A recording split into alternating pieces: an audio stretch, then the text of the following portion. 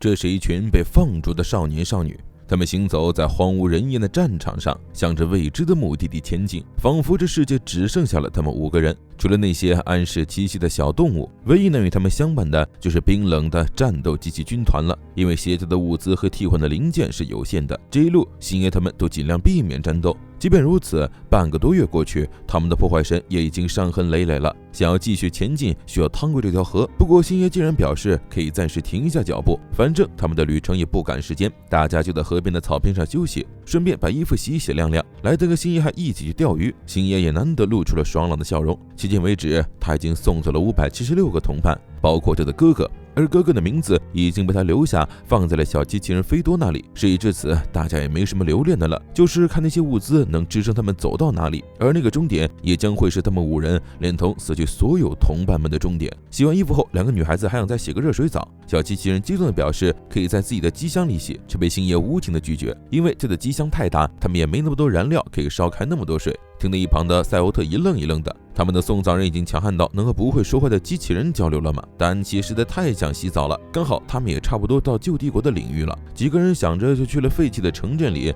想看看这个被自己制作出来的兵器摧毁的国家究竟是什么样子。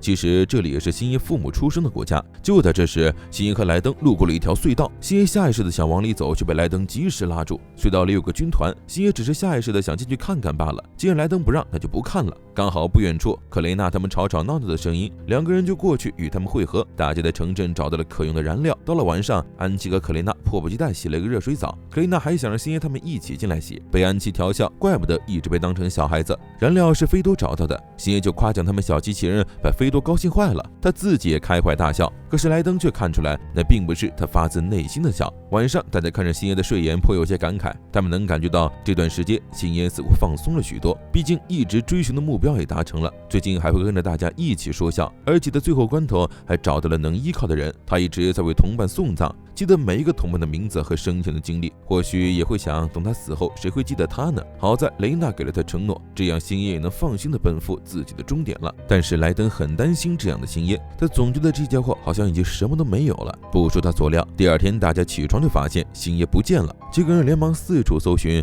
发现破坏神还在，星爷只拿走了手枪和步枪，人肯定没走远。莱登忽然想起来昨天星爷想进的隧道，穿过隧道是一个废弃的建筑，看起来像是个动物园。他们真的在那里找到了星爷，对方却径直朝一个军团走去。莱登立刻揣着枪挡在他面前，质问他在做什么。星爷安慰莱登不用担心，这家伙已经动不了了。他之前就知道这个军团在一点点的靠近他们，看他没什么敌意就暂时放着没管，直到昨天感觉到他在呼唤他，向他传达着我想回家这一信息，所以星爷来为他送葬了。少年举起手枪伸进了机甲内部，你已经可以回家了。话音落下，枪声响起，这个不知名的86彻底从军团的躯壳中解脱了。接着星爷问莱登，如果除了共和国以外还有其他势力尚存呢？毕竟如果他们的精力放在童话中，结局往往都会抵达世外桃源。当然对于他们来说，更大的可能是在那之前就会变成和这个军团一样的存在，期冀着有一天能有一个人来了结自己。没想到菲多竟然表示示意他们赶紧走，不要喋喋不休，要勇往直前呢。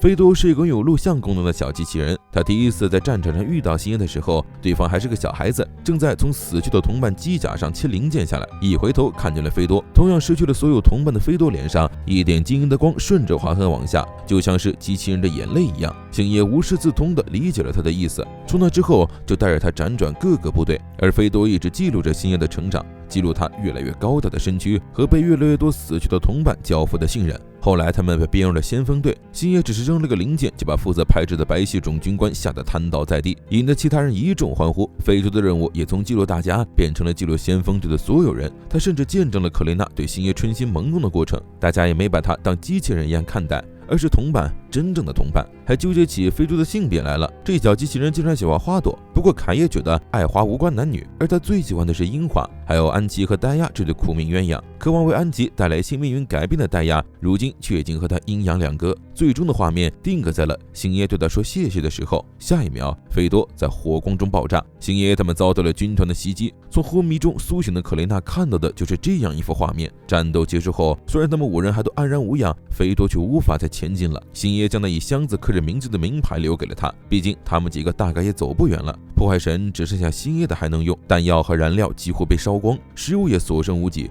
他们轮流驾驶破坏神前进，约定军团来临时就由正在驾驶的人战斗。第一个是克雷娜，但是半路他突然被星爷叫住，让他往下面的山洞里去。原来是感知到了军团的到来，等待的军团离开后，他们才继续前进。大家都明显能感觉到军团的出现越来越频繁了，这说明他们已经接近敌人的大本营了。很快他们又来到一座城镇，这里还有一所废弃的学校。克雷娜没上过学，兴奋地提议今晚在这里休息，其他人自然没什么意见。教室的黑板还没有擦干净，克雷娜不认识字，却还是看得津津有味。莱登他们已经落座，安琪就轻咳了2声，开始像老师那样点名。克雷娜第一次感受到作为学生的感觉，还点了星爷的名字。星爷宠溺的笑着回应了他。虽然没过一会儿，他们就把那些桌椅全拆了，毕竟这东西不用来学习的话，就是木材而已。这群人不仅拆桌椅，还把教科书撕了当引燃物，反正看不懂的东西也没有意义。晚上大家围着火堆吃饭，克雷娜将维修大叔给她的最后一颗糖吃了。第二天，莱登和星爷检查了剩下的物资，